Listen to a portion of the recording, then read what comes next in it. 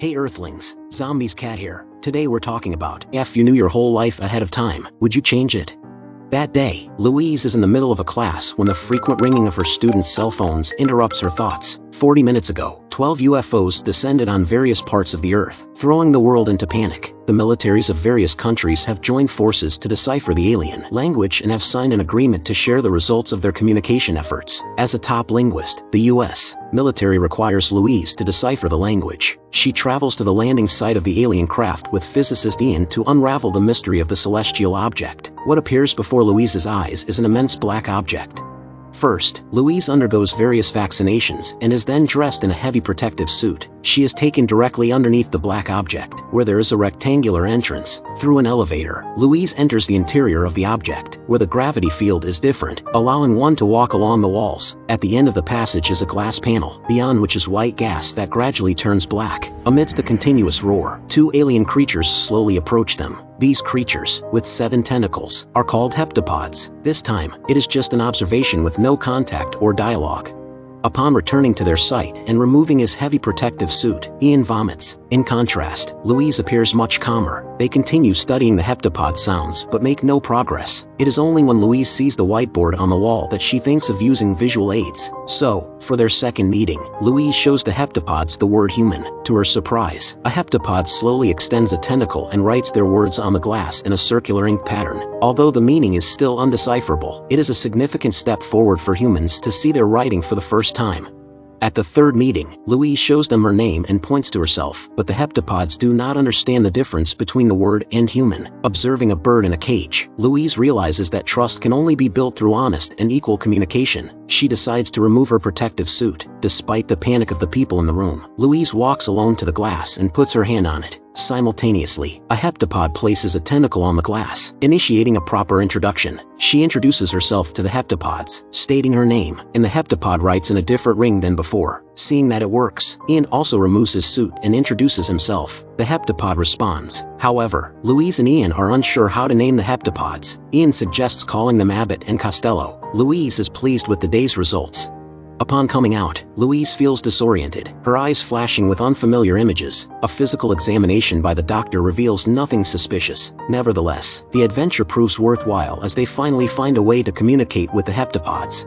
The chemical analysis of the alien ship yielded no radiation. The shell produces no waste and emits no gases. Why do the heptapods come to Earth? Why do they stop here? The world's most learned experts could offer no explanation. The only great breakthrough is the heptapod language. This is not a purely two-dimensional script. The curvature, thickness, and proportionality of the strokes affect the meaning of the words. Unlike human languages, which follow a chronological order giving rise to grammatical and tense changes, the heptapod language has no order or tense. Each statement is a series of symbols randomly arranged in a circle. This text is not limited by time, direction, or sequence. Even a long sentence can be expressed in a circle almost right away. This nonlinear spelling language shapes the thinking mode of heptapods. They can write while directly predicting the result without the need for deduction or thought. It's like writing a sentence with both hands, knowing exactly how much space each word occupies from each side. And a heptapod, aiming to write a complex sentence, can effortlessly know all the words in advance and then strictly follow the predicted result.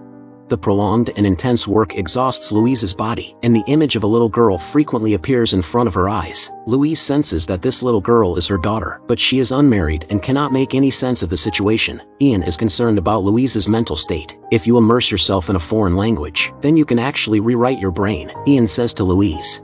As a photo of a heptapod is leaked onto the internet, riots break out in many places, and some begin to advocate for war. Frontline soldiers waver, and panic ensues among the military, urging Louise to expedite the communication process. Louise uses the heptapod language to inquire about the purpose of heptapods' visit to Earth, and their response shocks the world. To provide the weapon, this revelation divides nations, with some withdrawing from the sharing agreement and China expressing mistrust towards the aliens. Upon learning this, disheartened soldiers plant a time bomb in the alien ship just as Louise and Ian prepare to communicate again. In a moment of crisis, Albert sacrifices himself to shield Louise and Ian from the explosion, and they narrowly escape harm. Fearing the aliens' retaliation, evacuation plans are made, but Louise feels compelled to explain the situation to Albert and Costello. However, the alien ship suddenly ascends to a high altitude, preventing further communication.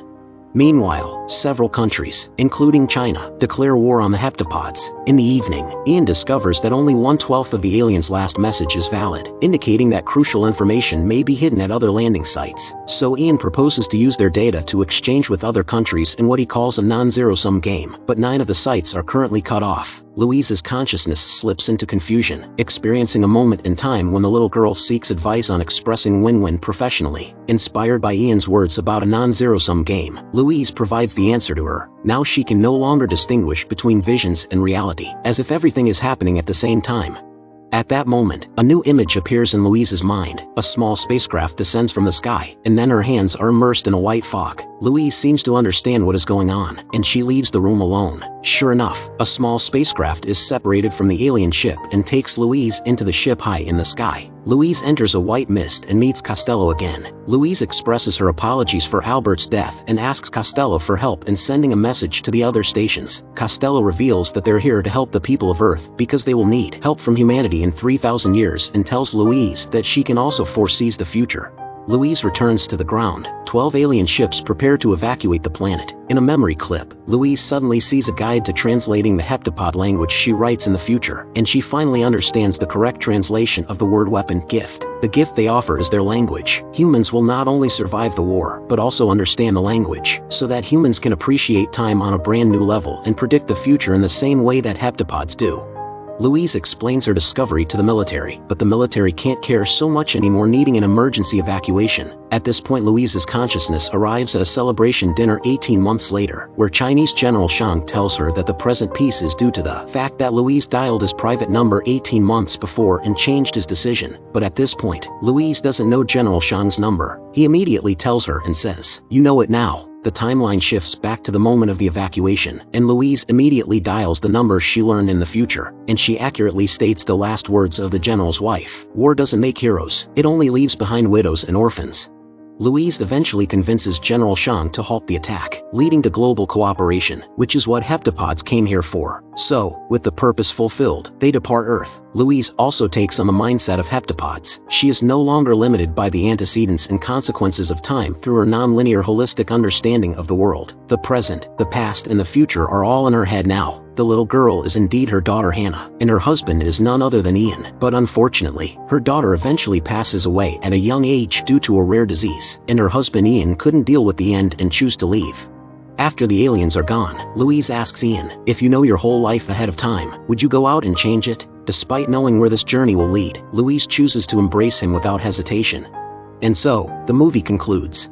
The movie is more like a private memoir. Despite facing extraordinary circumstances involving aliens and a mission to determine humanity's fate, Louise's internal struggles remain subtle yet profound. She processes everything in her mind, concealing her emotions deep within her heart. In her world, there is no choice or destiny. Every moment is her past, present, and future. Every second is a lifetime. The birth of her daughter Hannah determines Hannah's death, and Hannah's death simultaneously determines her birth. Each time she embraces Hannah, she experiences happiness mixed with pain. Still, she decides to embrace the moment and continues on with her life without a second thought. There's only one kind of heroism in the world, and that is to love life even after recognizing its truth. Such an emotional core is extremely personal and romantic, and that's what touched me most about Arrival, especially this last look in the eyes of Louise, which is full of sadness but unshakable determination.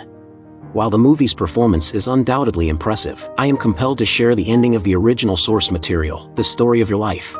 Working with the heptapods changed my life. I met your father and learned heptapod, both of which make it possible for me to know you now, here on the patio in the moonlight. Eventually, many years from now, I'll be without your father, and without you. All I will have left from this moment is the heptapod language, so I pay close attention and note every detail. From the beginning I knew my destination, and I chose my route accordingly, but am I working toward an extreme of joy, or of pain? Will I achieve a minimum, or a maximum? These questions are in my mind when your father asks me, "Do you want to make a baby?" And I smile and answer, "Yes," and I unwrap his arms from around me, and we hold hands as we walk inside to make love, to make you. So, if you knew your whole life ahead of time, would you change it? Thanks for joining Zombies Cat on this movie. Abduct the subscribe button, hit the bell, and stay me out of this world. Until next time, keep those reels rolling. Zombies Cat signing off.